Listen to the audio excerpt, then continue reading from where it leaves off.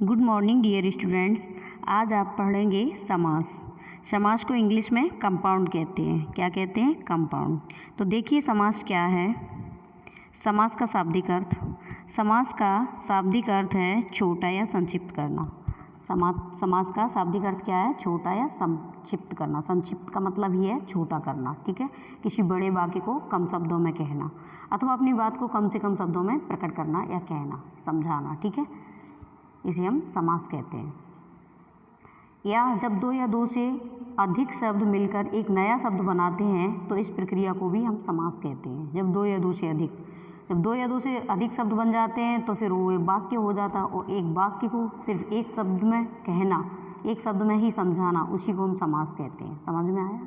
जैसे वाक्य देखिए यहाँ पे, 10 हैं मुख जिसके, ये वाक्य हो गया, और इसका मतलब हुआ दशानन। 10 हैं मुख जिसके, जिसके 10 मुंह हैं, उसे क्या कहते हैं? दशानन। ठीक है, गगन को चूमने वाली इमारत गगनचुंबी। अब देखिए यहाँ एक वाक्य दिए हैं और वाक्य को हम एक शब्द में ही समझा रहे हैं। अगर हम 10 हैं मुख जिसके न कह के केवल दशानन कहें तब भी उसका अर्थ वही होगा। गगन को चूमने वाली इमारत गगनचुंबी, क्या कहेंगे? गगनचुंबी। हम अपने वाक्य को पूरा न कह के अगर ये कह दें गगनचुंबी, तब भी उसका अर्थ वही होगा। ठीक है, गगन को चूमने वाली इमारत, ठीक है, गगनचुंबी। इतना पूरा बड़ा वाक्य ना कह के सिर्फ एक शब्द में ही कह दें, इसी को हम समास कहते हैं। ठीक है, समास करने के बाद जो शब्द बनता है उसे समस्त पद या सामासिक पद कहते हैं। समास करने के बाद, ठीक है, समास करने के बाद जो शब्द बनता है उसे समस्त पद कहते हैं। जैसे समास हमने किया 10 हैं मुख जिसके, अर्थात दशानन, तो इसका समस्त पद क्या है? दशानन हो गया।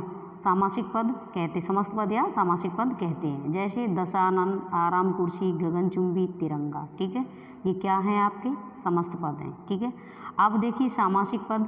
सामासिक पद के दो भेद होते हैं। समस्त पद तो आप समझ गए होंगे, ये समस्त पद दिए, दशानन, आराम कुर्सी, गगनचुंबी, तिरंगा, पीताम्बर, ये क्या है? समस्त पद हैं। ठीक है, अब सामासिक पद क्या हैं? सामासिक पद के दो भेद होते हैं, एक होता है आपका पूर्व पद और एक होता है उत्तर पद। तो अब जानेंगे कि पूर्व पद किसे कहते हैं और उत्तर पद किसे कहते हैं।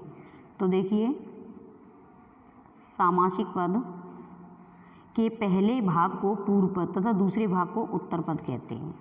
जैसे आपका लिखा है जलधारा, ये यहाँ दिया है। अब आप देख लीजिए समस्त पद और समस्त पद तो आप समझ ही गए होंगे। समस्त पद ये है, जलधारा है, सप्ताह, ये समस्त पद हो गए। अब सामासिक पद, सामासिक पद के दो भाग होते हैं, एक पूर्व पद और एक उत्तर पद। तो पूर्व पद किसे कहते हैं और उत्तर पद किसे कहते हैं?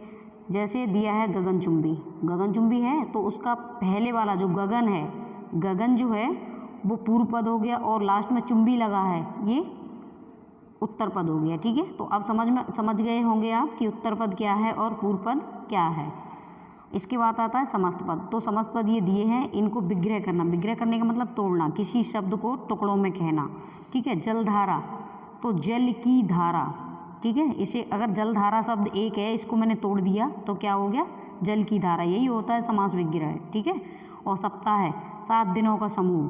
क्या है? 7 दिनों का समूह। एक सप्ताह को हम सप्ताह कहते हैं, 7 दिनों के समूह को ही हम सप्ताह कहते हैं। ठीक है, तो उनको तोड़ना यानी विग्रह करना। विग्रह करने का मतलब होता है तोड़ना। ये समस्त पद दिए हुए हैं और इनको विग्रह करना, तोड़ना। ठीक है, समास विग्रह समझ गए होंगे आप।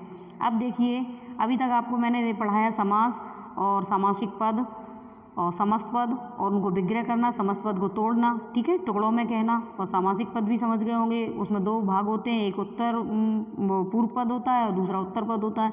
जो पहले का भाग होता है उसे हम पूर्व पद कहते हैं, और जो दूसरा भाग होता है उसे हम उत्तर पद कहते हैं। ठीक है, अब देखेंगे समास मुख्य रूप से 6 प्रकार के होते हैं। ठीक है, अभी तक तो आपने समास पढ़ा। अब देखिए समास होते कितने प्रकार के हैं। तो समास मुख्य रूप से 6 प्रकार के होते हैं। कौन कौन से होते हैं? एक होता है आपका तत्पुरुष समास, दूसरा है अव्ययी भाव समास, तीसरा है द्वंद्व, और चौथा है आपका बहुब्रीहि समास, और पांचवा है द्विग समास, और छठवां है कर्मधारय समास। ठीक है, तो हमने आपको समास पढ़ाए। अब समास कितने प्रकार के होते हैं? समास 6 प्रकार के होते हैं। ये 6 भाग आपके लिखे हुए हैं। अब पहला होता है इसमें तत्पुरुष समास। तो तत्पुरुष समास क्या है, इसे आप देखेंगे। जिस समास में दूसरा अर्थात उत्तर पद दूसरा भाग होता है, मैंने बताया था पूर्व पद यानी पहला भाग और उत्तर पद यानी दूसरा भाग। तो जिस समास में दूसरा भाग यानी उत्तर पद प्रधान हो उसे तत्पुरुष समास कहते हैं। जैसे देशवासी, देशवासी में क्या है, पूर्व पद क्या है, इसमें देश, और वासी क्या है, उत्तर पद है। तो देशवासी, देश का वासी, ठीक है, इसका पूरा अर्थ हुआ देश का वासी, ठीक है। तत्पुरुष समास में दोनों के बीच आने वाले परसर्गों का लोप होता है। तत्पुरुष समास में क्या होता है कि दोनों के बीच आने वाले परसर्गों का लोप हो जाता है, इसे हम तत्पुरुष समास कहते हैं।